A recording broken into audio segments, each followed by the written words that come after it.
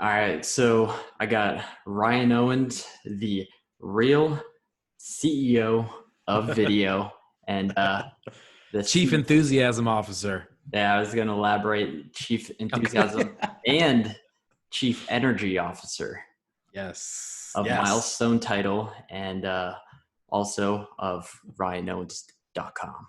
RyanOwens.com. Someone's already got that, and they've had it for a long time, since the early 2000s. I want to buy it. We'll see. It's that might be a pretty penny. Oh yeah, I'm sure.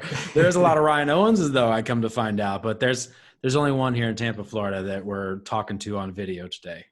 One that's only relatable, one that only brings the energy, the Yep. enthusiasm, Yep. the Yep. authenticity, and the The love, baby, the love.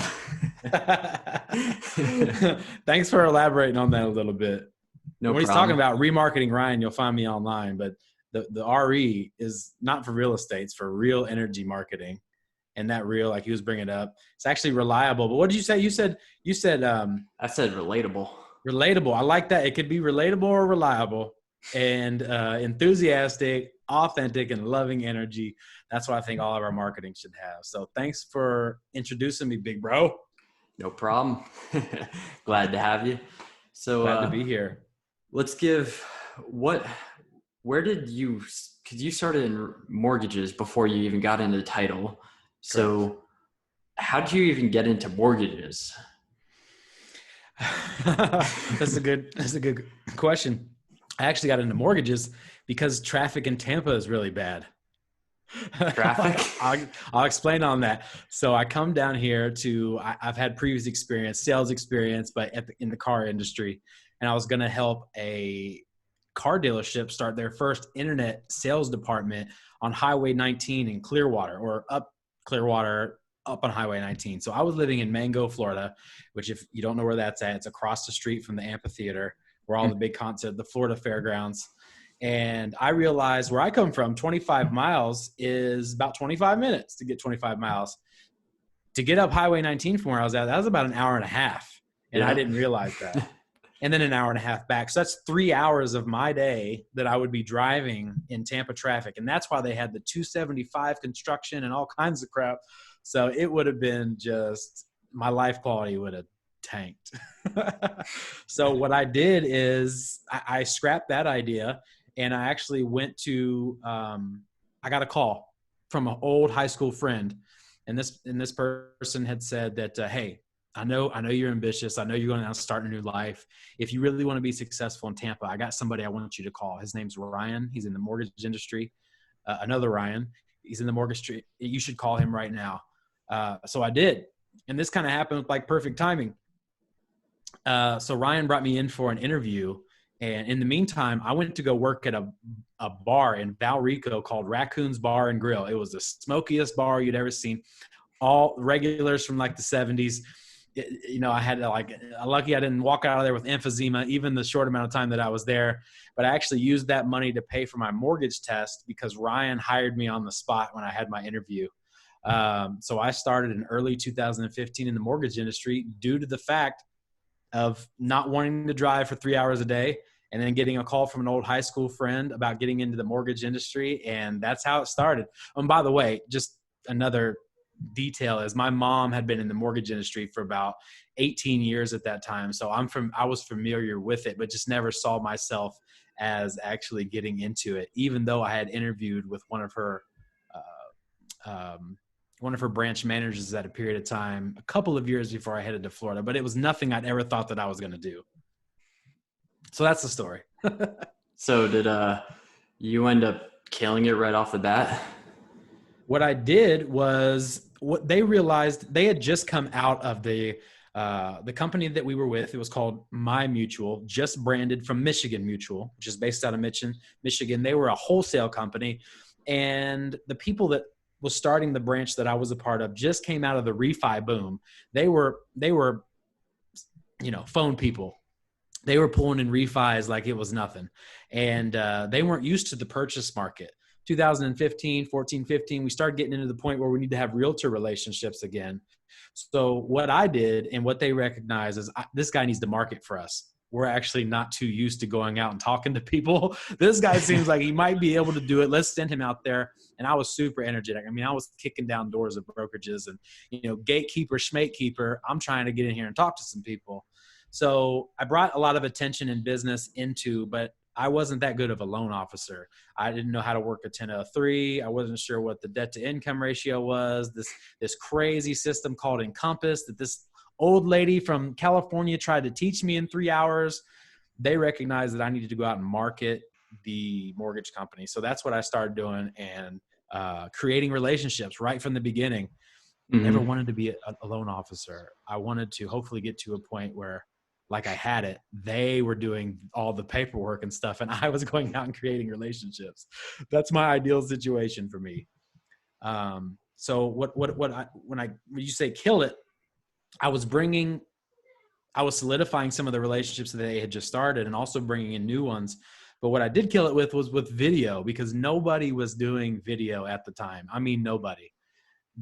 I come in there, I was doing little motivational clips, and, I was doing my best Grant Cardone impression here, and I was putting stuff out, and I got a lot of attention. I mean, people were saying they saw me from Brazil and all over the place. And it was so awesome because I was kind of pioneering the video in the mortgage industry, so much so that the company I was with didn't even have a social media policy, and they had to create one after seeing what I was doing with video in the mortgage industry. So, nice.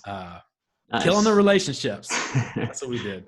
So, sounds bad. I mean, most mortgage people, they go to you're familiar all the time. They go to realtors and they're like, hey, I can get you all these pens, or they try to build their relationship off of, I'm going to get the wrong way. They try to get the business and ask for it. So it sounds like you came from a different approach to get your business.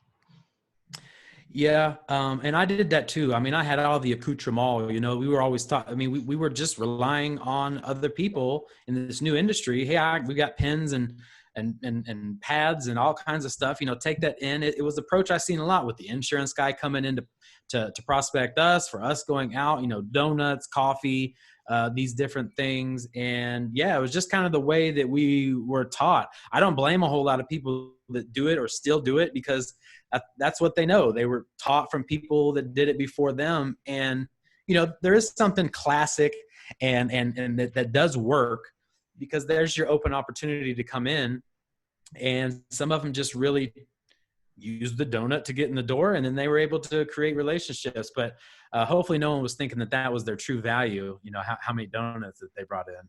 Yeah, no, I don't think anyone. Kind of what we did, though. I mean, it's kind of what we did at first before we learned that we needed to do more than bring in donuts and pens. So when did you first get into video? Back in 2016 or 15? Or my video story is really, really deep. It goes back to when I was, created a science project in 5th grade from Mr. Barry's class, where I was taking my grandpa's camera through a futuristic city that we had built out of aluminum foil and toilet paper rolls. And we had these little fish that we said that we're going to eat the trash that was thrown into the ocean and all that. So that got a lot of attention. My first video that I really produced, and I got invited to be a videographer in 5th grade. And since then, being interested in my grandpa's camera that sat on his shoulder, that big one, it was in a big metal briefcase, looked like it from the CIA, and all the padding in there, huge VHS tapes that, and, so I kind of grew up interested in the camera and everything, but it was really when I started car sales in around 2010, so about 10 years ago, where I had a great sales manager who used TV ads and everything. He was always on TV, new ads all the time. He was doing the Saturday morning car run-throughs, and I saw the power of advertising video. And from then on, I started at that point making little car commercials for my sold clients. I had people popping out of trunks and using our catch line and putting that out on social media. And social media was not, YouTube had just started in 2010. It was a brand new thing. And I was putting little videos out. Old. Yeah, it was really, and I think it really caught its stride in 2010. But Yeah, I started using video because of watching someone else have success with it, usually on a local news channel. That social media was coming around, and I had just got off of MySpace. And really, we started getting into the first few years of being able to use Facebook, because before, when I was trying to use Facebook for the first time, I couldn't, because I had friends that have went off to college. I wasn't at college, and they were the only ones allowed to use Facebook. It was only for college students. And then about 2006 or 7, they start opening it up for the general public. So we're just a few years into that. But yeah, I saw the power of a video, and I had some mentors that I watched do it. And I just kind of started using it around 2010 as something that I could get attention on what I was doing in business. Then kind of took a little bit of a hiatus. My interest in video never waned. But when I got here to Florida and I knew nobody, I knew it was time to start getting behind the camera. And then we had something amazing at that time, camera phones. And they were getting better and better. And I got a camera here, and I thought that it was a great way to introduce myself to the community. And then, so after that, I remember seeing you got awarded actually by BombBomb by being a video creator too. Yes, that was really cool. I got introduced by, at the time, was one of our first relationships, a great real estate agent here that runs a big team called Christina Griffin. And that was one of our first relationships. Me and her hit it off really well. That first beginning of me being in the mortgage industry, and she was using BombBomb, and she said, "You've got to know about BombBomb.com." And BombBomb.com, I like how that flows. But I ended up getting on BombBomb, and it was 2018. I had made hundreds of videos. The videos that you saw online were just the top of the iceberg. I was sending more one-to-one videos than anything, so it's not really something the general public saw. I was educating my clients, telling them about debt-to-income ratios. I was delivering bad news sometimes via video, like, "Hey, you don't qualify. You know, you had to work hard to get your credit that bad." But it was able to soften, and they really appreciated it. So I loved it, and I kept using it, send out hundreds of videos. And BombBomb, in their first inaugural mortgage video influencer guide, I got rated a top 5 mortgage video influencer for BombBomb. So that was really cool. It's awesome. So you really seem to take hold of it on a one-to-one level of video. Yes. And that comes from experience of just using it to, I mean, I have a fiance now because of video. I was sending her little videos personally while I was about that. I know. I'll tell you more about that. It's good. I sent little videos that as I was walking through downtown, just showing off my personality, letting her get to know me more before I had met her in person. We met online. We talked on the phone like middle schoolers for the longest time. But before I met her, I was sending her little videos. She got to know me through those videos. She was showing it to her, her coworkers and saying, "Look at this idiot. You know, what do you think about him?" And luckily, they didn't think too badly of me. I was trying to put my best foot forward on video. And, that helped me solidify a relationship that now I've started a family with. And the one-to-one videos, it's just, I got to tell you, it come from a place of pain too. I think this might end up being a fire piece of content right here, because growing up, I lost my father 20 years ago when I was about 15 years old. And one thing I wished that I had more of was video of my father. There's been times where I forgot what my father sounded like, what he sounded like. I forgot about that. And I wish that there was more video. There's only a couple coveted VHS tapes out there with short clips of my father. My son's going to get tired of me if I ever pass away anytime soon. My son is not going to, he's going to have plenty of content to get an idea of who his father was and his energy and remember his voice and all that stuff. So I really wanted to have more video of myself for my future family. And I realized the connection that I was missing by not having video, because it's not just about right now, it's a legacy for the future. And I wanted to have more video of my father, which wasn't there. So me creating video and thinking more about that came from a place of pain and lack of me not having more content of video content of my father. That was something that really pushed me to use one-on-one video because I wanted to show up for people. I wanted them to get to know who I was and remember my voice. And I wanted them to remember me. In business, I didn't want to be forgotten. Speaking of Grant Cardone, he taught me the obscurity levels 1 and 2. 1 is I don't know you. And that's a problem when you're doing business. Mm-hmm. If I don't know you, I can't flow you. I can't refer you. I can't do business with you. And obviously 101. That's a big deal. And then obscurity level number 2 is I forgot about you. I forgot what you sounded like. I forgot what you were all about because you hit me one time, that one coveted VHS tape, and you never followed up with that. So I really forgot about you. So you go into obscurity level number 2, and that's not good also. So I created content and I saw it working personally. I saw that I was able to show people how to fill out an application. It seemed like there was a lot of problems out there that could be simply fixed by a video saying, hey, this is actually how you do this. Let me give you a short video and show you, instead of saying, well, just type it on an email. Oh, click there. And then there's a button that falls down and then, you'll figure it out. Just get with me in 4 days when you finally get this all figured out. So video is it's just powerful in so many ways that we can talk about here, man. And one-to-one videos I find is the best way to mimic the number one sales of all time, which is face-to-face. Nothing mimics it better. Nothing even comes close. I mean, between building a connection with your now wife through video Yes.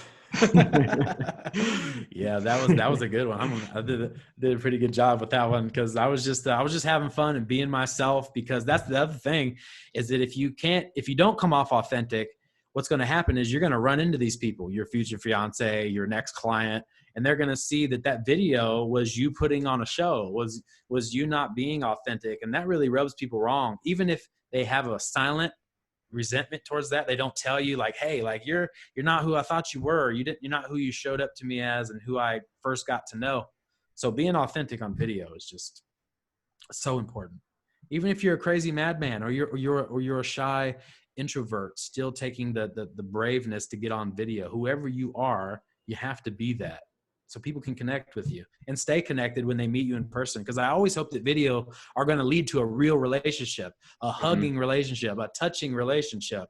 I know that we're in 2020 and we do businesses on a global scale across the world, and we can't meet everybody. But if you're a local professional, the number one goal is to meet somebody on video and create a digital relationship, and then turn that into a real physical relationship. I completely agree. And kind of going back to when I gave my speech, it kind of reminded me of what you said, talking about your, with my grandfather who actually passed away this summer. One of the things is he was always this person who was just super wise, super knowledgeable, and had all this information, but then it never kind of passes beyond that. And that was part of my talk, was with video and with social media, you have this way of not just going from one to one, but one to many. And it's not just in the short term, but it's forever. It's as long as the video is up. So definitely resonates. That is such a big thing. You made me think of my grandfather, the guy who taught me how to ride a bike, the guy who taught me how to fish and how to hunt, and all those like quintessential grandpa things. He had so much wisdom too. And I'm glad you shared that about your grandfather, man, because it's like a digital legacy. It's not about just right now, because your value, most likely, I know it can be just about a product or a flash sale or something like that. There's a lot of us who are putting out content that's valuable, grandpa-like content that should be our legacy, that should extend into forever. That would be amazing if we had our grandpa on more video, but that's okay. We can use what they taught us and be able to put that on video now, so that we can kind of keep them alive as well by passing on their knowledge. Grandpa-like content like that. Yes. Hey, you can use that, buddy. That's all yours. So I can borrow it too. Something interesting is what I realized is where people are at nowadays. It's not completely that they don't want to get behind the camera, because people are past that. People that have been behind the camera, they do a video here or a video there, or they do it, but then they don't keep doing it. They don't consistently do it. And going back to what you said, you had over hundreds of videos in BombBomb. You continually do it. You're doing it now in the title company. We'll get to where you are now with Milestone. But yeah, when we're thinking about real estate and it being a very personal one-to-one business, that's really not even about homes. It's about people and relationships and moving them from where they are to where they want to be. And there's still people that will do video, but they won't do it consistently. So why do you feel maybe that is, or because you work a lot with real estate agents now. So I want to get your insight on what do you think's holding back people from sending that one-to-one video instead of that email? It's typically what they're taught. It's typically coming from what they've done always and not changing. When we know that the only inevitable in business is change, there's been a lot of us who have held on. First of all, we had these, usually a lot of the mentors in real estate are people that have been in the business for quite some time. They started out, they did print ads. They did benches where people sat on their face. They did a lot of very useful old school ways of doing business, but it was indoctrinated in them to pass along what had always worked for them. As we come into this fast, rapidly growing new space of new technologies and cameras and all of that, most real estate agents haven't been able to, other than put ads out on TV, understood how to create their own ads. It seemed like this big thing that you'd have to get with a local television company, a producer, you'd have to get a videographer and do all this stuff. But it's just been a transition because I think technology has exceeded our timeline of how fast we can make changes in our business. I've seen just people not be able to or reluctantly change what had been working. And I think that the whole thing with the video is that you have to be able to fit it into the flow of your pre-existing business. You have to be able to find out a way that you can actually replace some of those emails. It's more about replacement and supplementation. How can I replace some of my written emails with some new video that I can then connect deeper with my client base, past client base, and future clients? Then realizing through other people having success, it's slowly come out that, hey, I can convert leads better. I finally figured out that there are people out there who are using video to connect with dead leads and cold leads and be able to revive them by showing up as a person. It's just taken some time. I think that it's just about finding the flow of video being able to be used in their business, a form of still holding on to the old that worked very well for them as we have this rapidly changing new technology scape. And I think that we're getting to a really nice point right here, and not to say that coronavirus had not had something to do with this to push people along. I've seen a lot of benefits from the space created by the coronavirus, not the virus itself, but just the situation caused by it, to really be able to show people like, hey, now is go time. I've been thinking about doing this, but now I can't even physically connect. How do I do that? Oh yeah, video is really good for that. And now I think this is going to be a time where you're going to see more and more people doing video because now they have the time. Now they have to pivot. Now they're forced to change. Now their business depends on letting go of the old and embracing the new. So it's just it's time. It's indoctrination of old ways, and it's not knowing how to fit it into the flow of the business. That's interesting because I forget who I was having a similar conversation with, is that even though this has disconnected us even more, and us already living in an iPhone world, mm-hmm. being disconnected, now we're actually physically disconnected and we're having to adjust and pivot. But now is actually the time where you're seeing people who are leaders in the community or leaders in their industry. They're actually connecting more in different ways. And you're seeing a lot more videos, a lot more Zoom calls, Zoom happy hours. You're seeing mm-hmm. all of these usages. Yeah, and a lot of alcohol. So I want to kind of, because you work a ton with agents now and helping them embrace and implement video. And you talked about bringing the video into the flow of their business. So with the agents that you work with, what have you found has been a good way for them to, or where is a good place for them to start implementing what videos, or what have you found through your experience now? Well, I found that those who are reluctant on some of the most basic insecurities that we have about ourselves, the way I look and whatnot, we've gotten them past that by realizing that, like, as a listing agent, you would never not show up to a listing appointment because of how you look. People are going to realize how you sound and how you look no matter what. And I think the best way to introduce video and the most effective, I find it to be the easiest and the most effective, is to start doing personal one-on-one videos to pre-existing people who have already showed you that they know, like, and trust you. So what that means is sending personal videos out to the database instead of that drip campaign that you got on your new CRM that's already been preloaded, that 1,000 other agents are using, and it's not personal.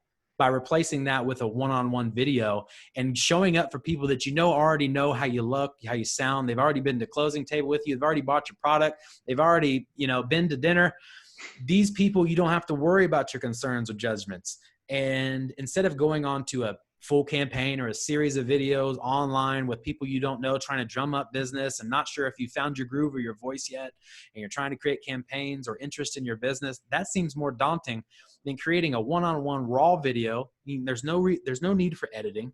There's no need to give them your number. They've already got it. There's no reason to put your email address on there. They've already emailed you 1,000 times, probably too much. So these one-to-one videos to your past database to show people you still care, because marketing still works the best by people who care, period. It's the number one best marketing tactic. And then everything else stems on from that foundation. So showing them that you care by showing up, being brave, using 150,000 years, give or take, of human evolution, of noticing inflection, noticing the eyes being the window to the soul and really connecting with you, using that on a one-to-one basis, that has been the easiest way to ease in real estate agents and all salespeople into using video, because they're connecting with people they've already known. They don't have to edit, and there's no judgment there because these people already know you. So I think that's been the easiest way to fit it into the flow, is by replacing some of the drip campaigns with one-on-one video, getting that new client that you met on Zillow, sending them a video prior to your meetup at Starbucks to show them who you are and what you should sound like and what they should expect from you, other than your emails, and then possibly having someone run up to you at Starbucks with a big hug because now they know who you are. They feel like they've met you already, and it's a powerful, powerful thing. One-on-one, raw, personal video. Completely agree. And I mean, everyone wants to they want to be the digital mayor. And while it may fit some personality types, and I think community content is really good because it's what people pay attention to. It's what gets the most views for free, all this stuff. What you talked about is a very easy way in. It's a very tactical way.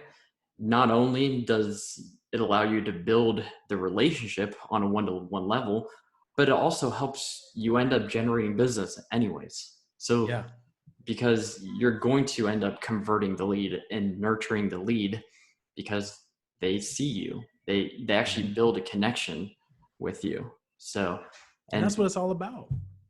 Yeah.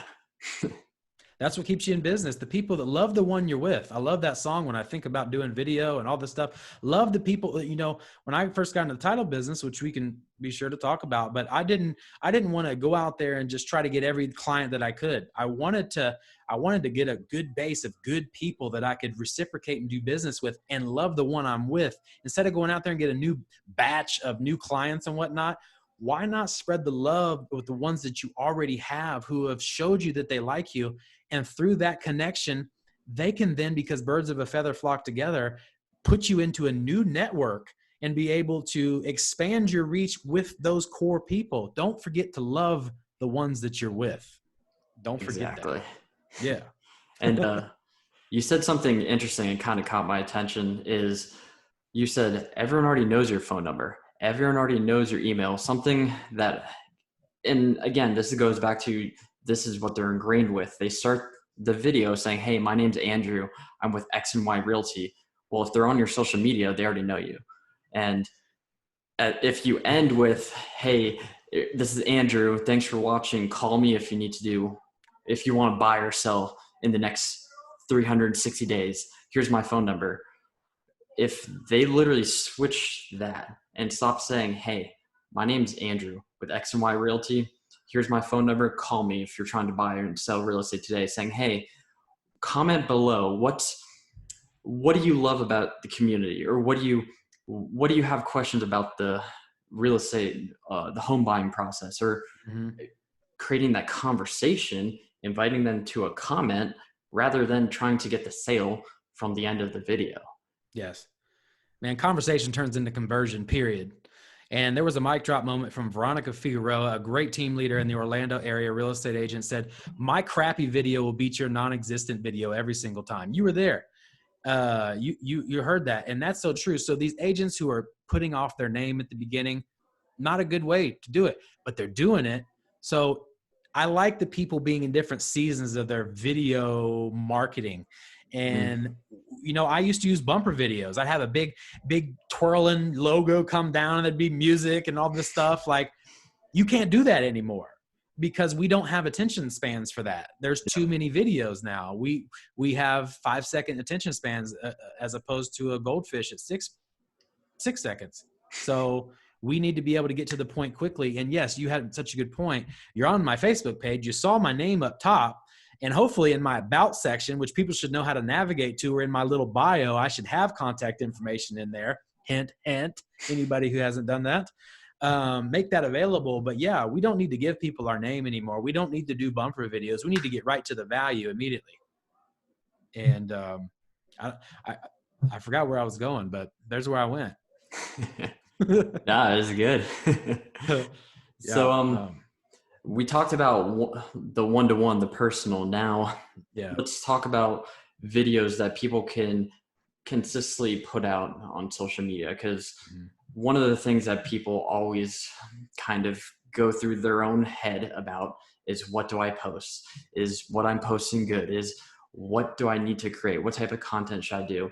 And instead of, they get so stuck in that world of what do I need to do, that they just end up getting stuck in the, I'm just going to post just listed, just sold, coming soon. And that's open houses, and that's all they post. And I talk about this a lot in my videos, and you can't build a connection that way at all.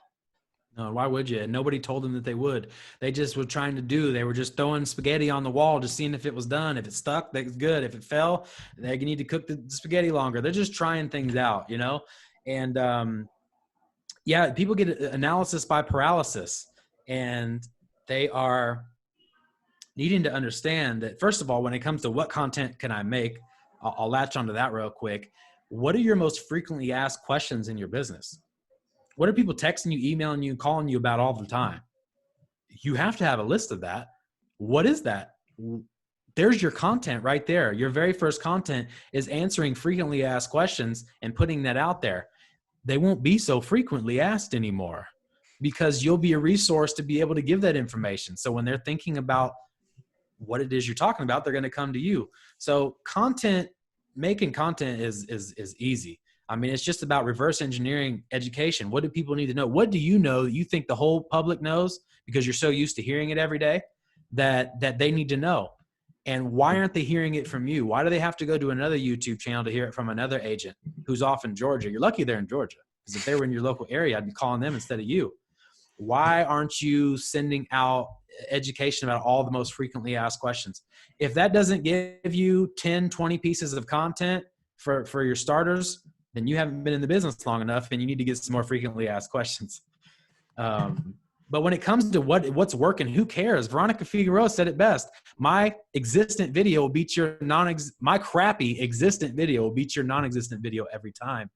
It's more about, it's amazing what happens when you just show up, when you just come to a place, when you're just seen on screen, when you pop up on the phone. It's imagining what the reticular activating system is going to do just seeing you show up.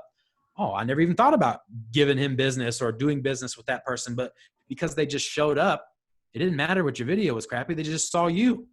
And that led back a breadcrumb trail to talking to you and starting a conversation, which led to a meeting, which led to a contract, which led to a closing.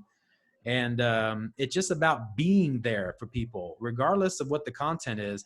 And by the way, people are going to tell you to get on video. This is going off track a little. They're going to tell you to be authentic. They're going to tell you to be yourself, and then they're going to judge you.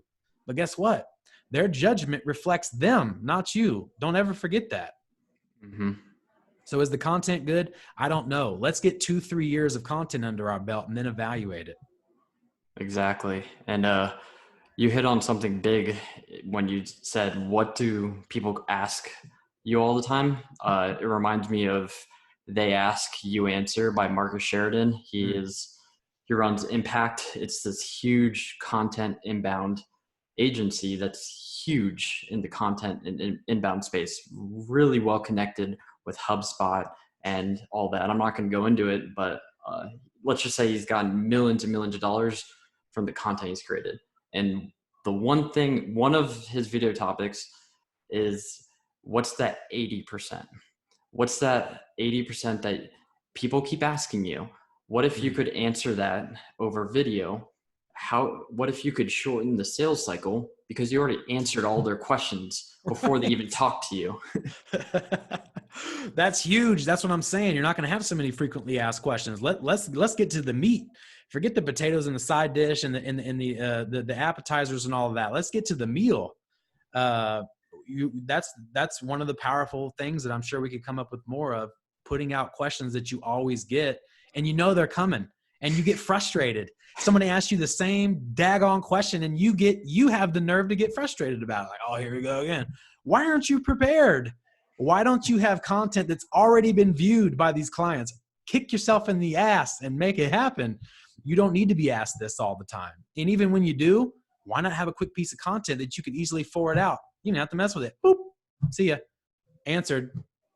That's another thing, is having video content to be able to send out immediately for frequently asked questions. Okay, have the video content out there. What if they miss it? If somebody asks you, have that link ready. Send it right over to them. Keep those links or those small videos that you can send, on a video or an email immediately, and have them at the ready. Pull them out of your tool belt. Here you go. Yeah, it's building a content bank that basically, if you get an email, if you get a text, messenger, whatever, it's like, hey, I have this video, go watch that video. And you already have the content pre-made and you don't have to worry. Agents, if you're getting asked by your buyers, like, how do I get my escrow deposit to the title company? I mean, come on. I mean, what? Why is that happening? You should not have anything like that. Those basic questions like, what's next? What do you mean? What's next? You should have already been walked through the process in person or in a video. These little things that you always have happened, you should never have to have the client ask you. You can have a content bank or a conversation about that. Anyway, I don't want to get off. I want to go off the rail. It makes me imagine, because in real estate, and definitely you see it going through mortgage, now going through title, and you see it from the real estate side, it's once you go through 10 transactions, 50, 100, some people gone through 200, 500, you could create a video saying, hey, we're about to get into X step. This is what you should expect. Yes. This is what's going to happen. This is the time frame. This is what you should expect. Here you go.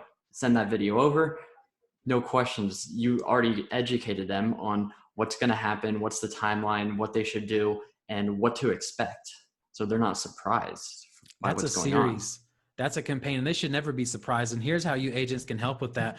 Your first series of videos, because you have this content that really doesn't necessarily relate back to the last piece of content, but here on a series of videos, what I would create as a real estate agent is that initial video that okay, now we're under contract. Congratulations, super big excitement. Woo! And here's the next step. I'm not going to bombard you and tell you all the next steps right now. You'll be getting another video next week. Well, first of all, here's how to get your title deposit to the title company. Here's how to get your escrow deposit to the title company. So here you go. Here's the next step. Don't tell them every single step right there in that first video. That's a mistake. What you want to do is have a series of videos. Okay, here's the next. We're actually going to be having the home inspector go and check out the home. It's going to be looking all about. And here's the inspector that's going to go. Here's what exactly they're doing and when you should expect the information. Setting proper expectations in those videos and those steps. And another expectation is I'm going to follow up with another video, because then we're going to be getting towards the period of time when we have a clear to close. And once you hear that, we're going to celebrate again. Big video saying, woo, clear to close or clear to celebrate. We don't say clear to close where I'm from. We say clear to celebrate. And then we're going to tell them what's going to happen next. And we don't tell them everything in all the videos. Give yourself a series of videos throughout the same processes that happen every single time, and have that be able to go out to your client. And if you have the time, it's great to make a general series of videos, but if you can do this, it's even more powerful. send it, say the name of the people who are going through the process. The name is the most powerful thing that you can ever say to someone. It is sweet nectar. It is the honey of the gods. Use the person's name whenever possible. Create a general, generic series. That's fine. That's really still great. But the next best step, there's always a way to level up. Use the person's name personally. Let them know you're making a video for them. That will strengthen the connection. You'll do that anyway by creating those general videos, making sure they don't get confused or be not aware of what comes next or have proper expectations set. But if you can personalize that video, even better. Love that. And it makes me think of the buyer experience, because I'm having this conversation. We're having this conversation as a team. And one of the things that was talked about is that as a consumer, you're not going to tell the company if you had a bad experience. You're just going to keep your mouth shut. You're not going to say anything. And then when it's over, you'll just never use them again. Yes. And in real estate, if that happened, you don't just lose one customer. You lose thousands of dollars of lifetime value. You lose referrals. You can potentially lose tens of thousands of dollars. And some of that can simply be saved by just educating your client about what to expect throughout the process. You already know they're going to have highs and lows where things are going good, bad, and ugly. Why not give them a heads up, like, hey, this is what's going to expect. It may get a little good, it may get a little bad, but this is what's happening. So it doesn't come as a shock or a surprise. They're expecting it. Yes. And what you mentioned is called silent resentment. They're going to silently resent you and not work with you again, nor refer you. Going back to the car sales days, we got asked in a sales meeting once, how much is a customer? If they buy a $30,000, $40,000 car, how much are they worth over the lifetime? It's millions of dollars or hundreds of thousands of dollars. You don't just miss out on that commission. You miss out on their home that they sell when they have to upgrade, when they have those 2 extra children here in 3 to 4 years. And then their cousin is going to move into Florida and they don't want to tell you about that because they don't want to go through your crap again. They don't want to go through your non-expectation setting way of doing business. So they're not going to, there's so much that you're missing out on. Yeah, we're going to talk about money now. It's all about relationships and care and all that, but it's also about profit because you're not doing this for fun. You're not doing this as charity. You are doing this to fuel your life with that money energy. And you're going to miss out on a lot of that by not applying your energy now to making sure that your clients have an awesome experience and then following up on that. And then always being there after the sale instead of treating them just like a transaction. It should be the R word, the relational. You should continue to have a relationship with them. And let's put this in there because life's life. Even the people you give the best experience, there's some people out there who are just negative and they're going to find something wrong with you because they ended up foregoing using their cousin to use you. For some reason, you had a great appeal and you got them, or they're just negative in general and you gave them a great experience. You're not going to win over everybody, even with your best efforts. So let's not forget that too. But we're talking about putting our best efforts here. So that's what we're going to focus on. You can't win everyone. And you can't. You shouldn't try. So no, you can put your best foot forward and you always should, but there's going to be people, despite your best efforts, who are going to find a way to complain. They're going to find a way to dog you. They're going to find a way to talk behind your back, which you're always going to find out. Because I don't know about you, but in the sales process, there's so many people involved. When a client goes and talks to somebody, you're going to find out about it, but it doesn't matter. Can't win them all. That's the point.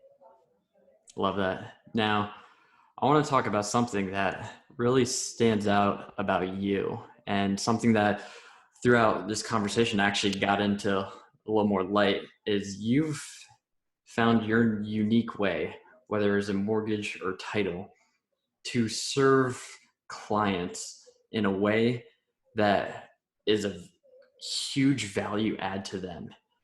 And because in mortgages, you did it through video, you did it through other ways, but now with title, you're helping real estate agents with their video needs. You're teaching them, you're doing all this stuff. And it's not even about the title business. It's just this extra value you're just providing. And it's this unique thing that I think if more people had in their business, they would be building these like what Charlie calls moms. Charlie. Yes. I love that too. So you get these raving fans of people who are just going to be absolutely loyal, because who's more loyal than your mom? Nobody. Exactly. Mom marketing is the best, and I really love Charlie Rocket. If you guys should check him out, wonderfully minded young man. Actually, I'm not sure what his age is, but it doesn't matter. He's a quantum man, and his age means nothing. Awesome guy. So yeah, I don't talk about title too much because we're just in the way. You have to use title. You have to have a title company. So, that's great that you're a title company. That's really cool. I don't need to talk about it. And honestly, I don't know how to order title insurance. I know why you need it. I know when it started over 125 years ago. I know all the talking points. But agents need value. I always wanted to be an agent. I actually started taking classes years ago in 2006 or 7. I was a young little guy. I was taking real estate finance and law and got out of it for some reason. Had some crazy multi-level marketing come my way or something. We love that stuff in Ohio. Here, buy this pill, put it in this bottle, and you'll like turn into a just better person. Anyway, so I got pulled away, but I always wanted to be an agent, and being in mortgages, we had to find a way to bring value. And then it got to a point where I was like, I'm not going to be a real estate agent, but I'm going to watch agents around the country and figure out who's doing it the best and how they're implementing these new strategies and technologies. And I want to give that back. And for me, it's just about, I like to live vicariously through my agents. I like to talk really about things that I would be doing if I was an agent. And I like to think that being an agent's hard. It's a lot of work. Yeah. It's time consuming. I have this fantasy idea mind, and I think that you put it all together in real estate. But honestly, we'll never know because I'm not going to be in real estate. But I think the added value is really helping me grow my business by helping me grow not only as a business person, but a person in general. And so that's why I work with people that I really have great relationships with, because I don't want to connect with you just on a real estate level. That's boring to me, and the money really ain't worth it. I don't like working with people who I don't have a connection with, because that's just transactional, and you're not going to be loyal to me anyway. We have nothing to talk about outside of this closing, and that's not okay for me. So I like to connect with people on a personal level and care for people I care about and bring them value on how to better stand out, because I've always been interested in technology and marketing and sales and all these things, and it just fits into a nice little package for me to be able to give of myself.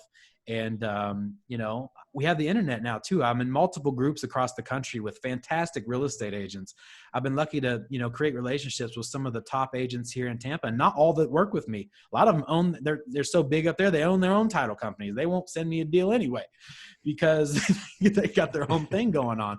But I get to learn from them, and I'm always taking notes. I've got great RETV, great giving group where people are all around the country doing high level videos or just trying to get better. And I'm watching and I'm observing, and I'm bringing that back to Tampa. What I see going on in a group in Seattle, I'm bringing back to Tampa. What I see somebody doing well in New York, I'm bringing that back to Tampa. And I'm just kind of filtering it through me and giving it out to the people that I work with so they can be better. Because if you're a business person and you're business to business, if you can help other people grow, guess who that's good for? Everybody. Yeah. So it's just about, title's title. It's title insurance. It's very important. We're kind of the glue between all of the different players in the game. And, you have to have us, but we've got to bring value that's going to help people grow their business, or none of us are going to grow our business. Yeah. That's what I try to focus on.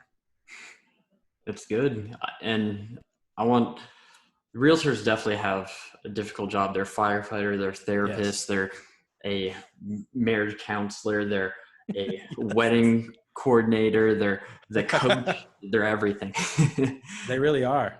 But I want to dig deeper because you built this, and I was curious because you even said you want to be an agent. So I want you to think in your head, if you became an agent and you were helping buyers and sellers, yes, what would you do to do a value add on top of all of your other already services?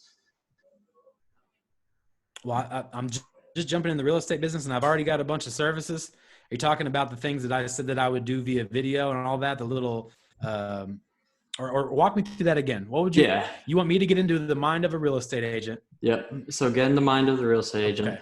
and let's take your approach of adding just extra value that's not even necessarily related to the actual transaction of the business. So what would you be doing?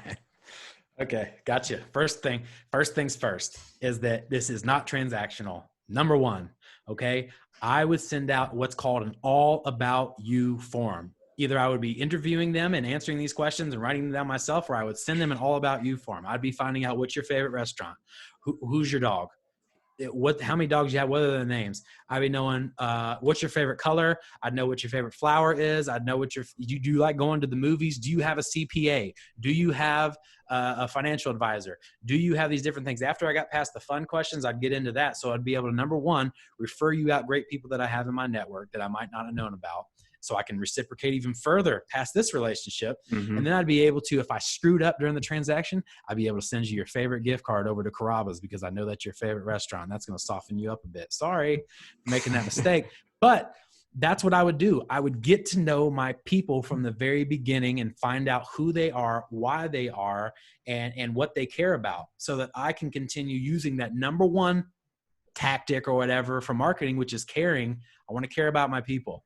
So if I don't start off with the foundation of caring and getting to know who they are above and beyond this box of this one transaction, that's the first place that I would start, is finding out who my people are and how I can maintain a relationship with them by going deeper than just the buyer consultation or the listing presentation.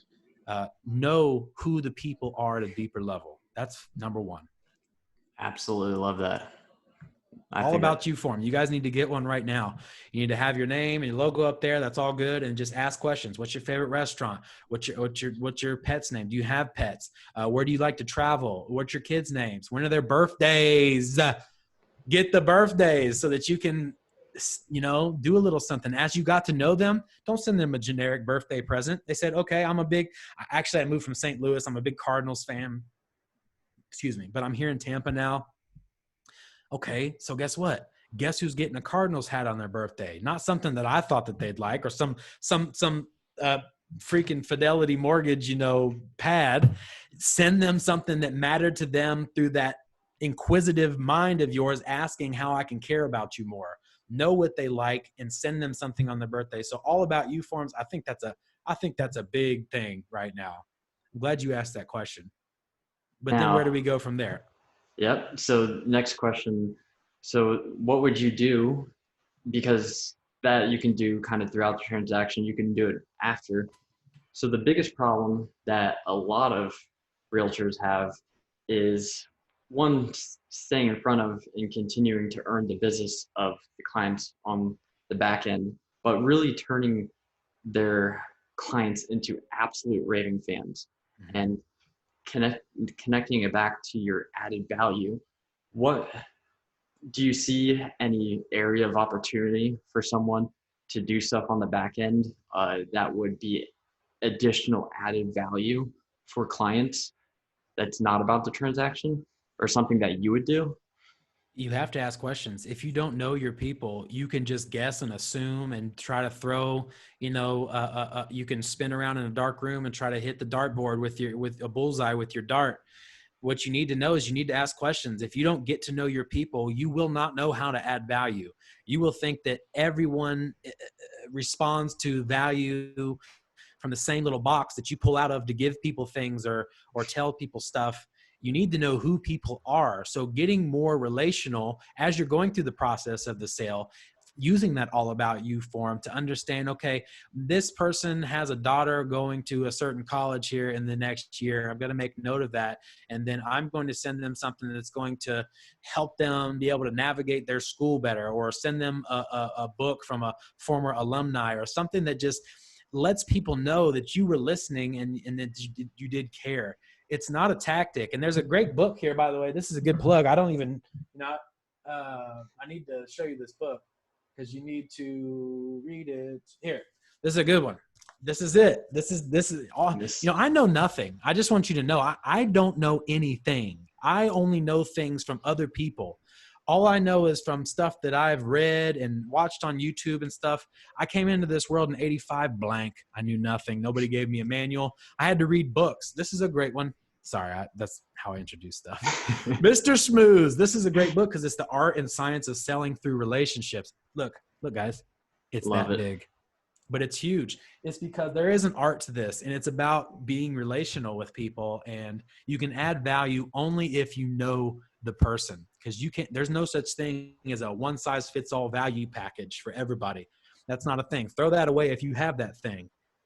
Get to know your people more, understand that their deepest needs. Like, let's say, honestly, if you're being that counselor, maybe a added value is if you feel that you're able to take this step by being cognizant and being really aware of if it's appropriate.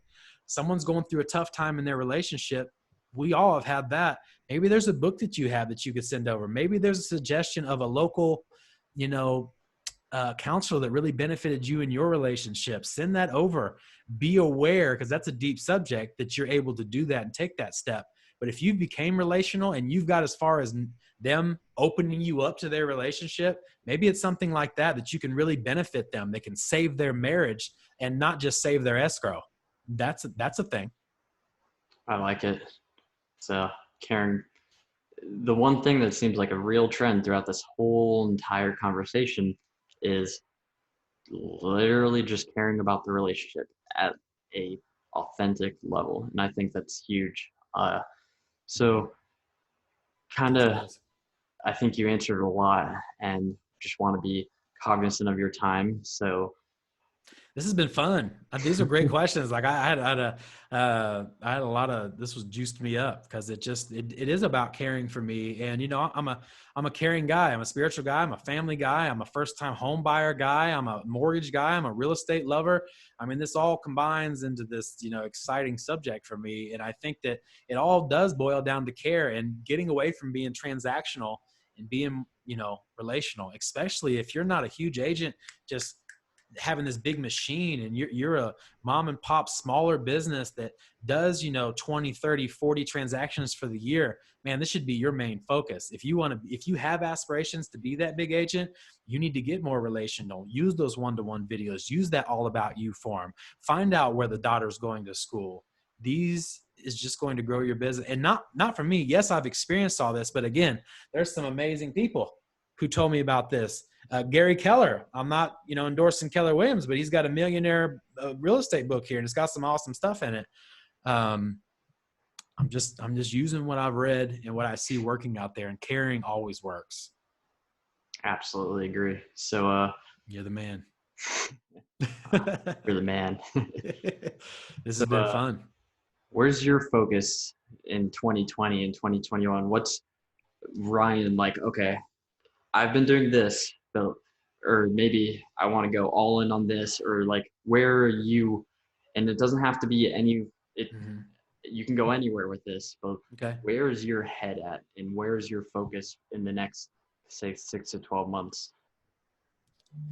Everything's changed since March. I just to talk about business for a moment, because my life transcends business.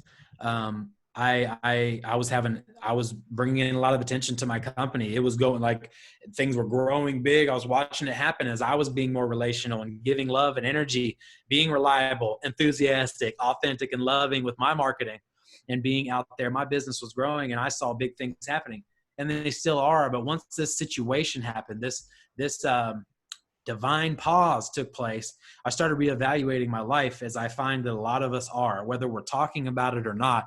We're looking at the ways that our life we're moving. So right now I'm paying more attention to my relationship with my fiance. I'm making sure we're not using our phones and technology during times where we should be connecting. I'm making sure that I'm more patient and pausing with my child, realizing how much precious time that I have been allotted to him during this divine time now. I've just been thinking about how I can love the people that I'm already with instead of trying to expand my business. I'm still trying to expand it And that's always in my mind because I'm a growth-minded person. But I'm thinking about how can I love the people around me more? How can I give them more of my authentic time?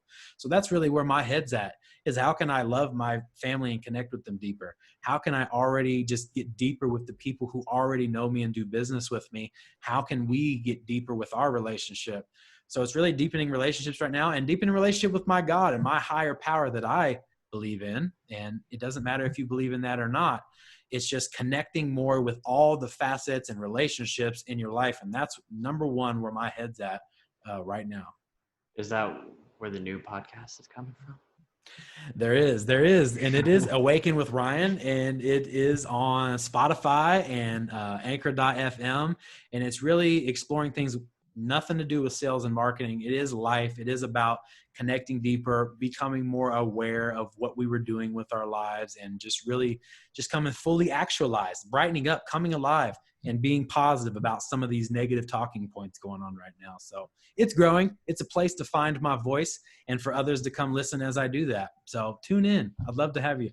That's awesome. Yeah, everyone should check it out. So Thanks, buddy. I appreciate that plug. I didn't think about that. I mean, definitely if you enjoyed listening to him, I would definitely check out his podcast. So Yes, and by the way, we're all multifaceted beings. That's another thing I thought that, you know, I might as well use this opportunity for too, is that sometimes I felt like I only had to be about business online because number one, when I was in the mortgage industry, I was new, I was younger, I was unaware, I was asleep, I was unconscious about everything. And I'm thinking, you know what? I need to have a suit on. I need to be completely dedicated to business. No one should else know what's going on in my life.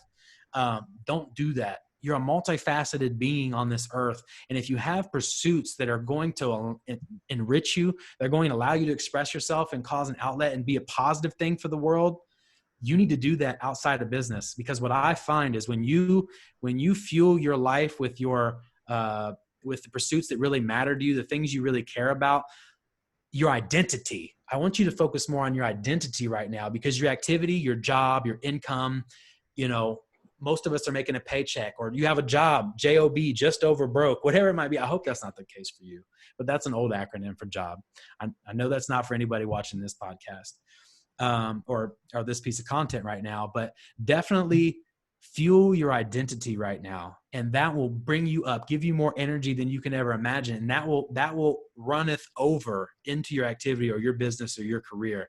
You're multifaceted. Remember that, and go ahead and express all areas of you. Love that. Awaken with Ryan. Awaken. It's time to wake up. Well, I appreciate your time, and there's a ton of value in here. So dude, thanks for letting me open up about these. I think we do got some good points here. And I just, I've learned from a lot of people, you know, like I said, I read, I watch, I observe, and I'm just a vessel in which to filter that information out to you. So I think there is some good stuff here. Hope people find it valuable. And thank you for creating the space for us to even talk about this stuff today, Andrew Bayon. We appreciate you. You're welcome. So with that said, thanks for tuning in, and thanks for the awesome conversation, Ryan. Thanks for tuning in, guys. And thank you, Andrew. I really appreciate you, buddy. All right. Talk soon.